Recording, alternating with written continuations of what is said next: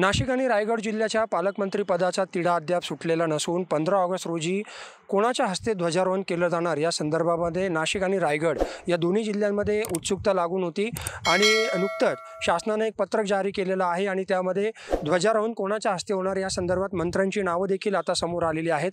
त्यानुसार नाशिकमध्ये जलसंपदा मंत्री गिरीश महाजन यांच्या हस्ते आता ध्वजारोहण होणार आहे हे निश्चित झालेलं आहे। यापूर्वी देखील गिरीश महाजन यांच्या हस्तेच नाशिकमध्ये ध्वजारोहण केलं गेलेलं होतं। जानेवारी महिन्यामध्ये जर आपण बघितलं तर सरकार स्थापन झाल्यानंतर नाशिकच्या पालकमंत्री पदाची नावं देखील जाहीर झालेली होती। त्यानुसार गिरीश महाजन यांना नाशिकचं पालकमंत्री पद देण्यात आलेलं होतं आणि रायगड जिल्ह्यामध्ये आदिती तटकरे यांना रायगड जिल्ह्याचं पालकमंत्री पद देण्यात आलेलं होतं। परंतु पालकमंत्री पदावरून भरत गोगावले यांनी नाराजी व्यक्त केल्यामुळे नाशिक आणि रायगड या दोन्ही जिल्ह्याच्या पालकमंत्री पदाला स्थगिती देण्यात आलेली आहे। परंतु गेल्या 7 ते 8 महिन्यांपासून आपण जर बघितलं तर पालकमंत्री पदाचा तिढा जो आहे तो अद्यापपर्यंत सुटलेला नाही।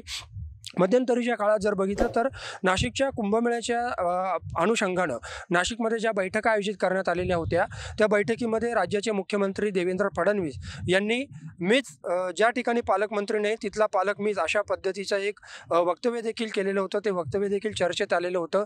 या सूचक वक्तव्यामुळे आता नाशिकच्या पालकमंत्री पदाचा तिढा जो आहे तो अधिकच वाढलेला आहे। नेमकं नाशिकचं पालकत्व कोणाकडे जातं याबाबत उत्सुकता लागून आहे। परंतु आपण जर बघितलं तर 15 ऑगस्ट असेल किंवा महत्त्वाचे जे काही उत्सव असतील सण उत्सव असतील या ठिकाणी पालकमंत्र्यांना विशेष असं महत्त्व असतं आणि त्यामुळे पालकमंत्री पदासाठी मोठ्या प्रमाणावर चुरस दिसून येते।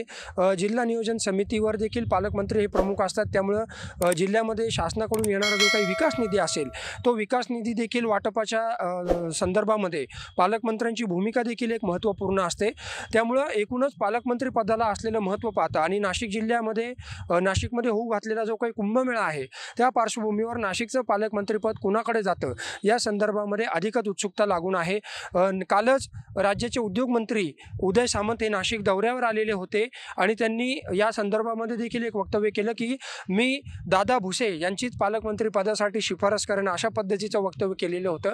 त्यामुळे आता नाशिकचं पालकमंत्रीपद नेमकं कोणाकडे जातं हे बघणं उत्सुकतेचं ठरणार आहे। परंतु आता आपण ज्या मैदानावर उभं आहोत आपण माझ्या मागे बघू शकतात की या ठिकाणीच ध्वजारोहणाचा सोहळा हा होत असतो।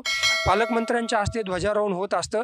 नाशिकमध्ये जर बघितलं तर राष्ट्रवादी काँग्रेसचे अजित पवार गटाचे ज्येष्ठ नेते आहेत छगन भुजबळ जे राज्याचे अन्न व पुरवठा मंत्री देखील आहेत। ज्येष्ठ मंत्री नाशिकमध्ये असताना देखील दुसऱ्या जिल्ह्यातील मंत्र्यांच्या हस्ते नाशिकमध्ये जे ध्वजारोहण होते अशी एक कुजबूज लोकप्रतिनिधींमध्ये होते आहे आणि कुठंतरी या संदर्भामध्ये भाजपकडून वेगळ्या पद्धतीनं एक डाव खेळला जातो आहे अशी देखील कुजबूज ही राजकीय वर्तुळामध्ये सुरू आहे। गेल्या वेळेस देखील अशा पद्धतीनंच कोणाच्या हस्ते ध्वजारोहण होणार हे उत्सुकता होती आणि त्यावेळेस देखील गिरीश महाजन यांच्या हस्तेच ध्वजारोहण या ठिकाणी केलं गेलेलं होतं। गिरीश महाजन हे नाशिकचे कुंभमेळा मंत्री आहेत आणि यापूर्वी देखील त्यांनी नाशिकचं पालकमंत्रीपद हे त्यांच्याकडेच होतं। त्यामुळं आता पुन्हा एकदा गिरीश महाजन यांच्या हस्तेच नाशिकचं ध्वजारोहण हे 15 ऑगस्ट रोजी होणार आहे। त्यामुळे आता हा तिढा अधिकच वाढलेला आहे आणि उत्सुकता देखील ताणली गेलेली आहे। कॅमेरामन भाऊसाहेब पवारसह मनीष कटारिया, माय महानगर, नाशिक।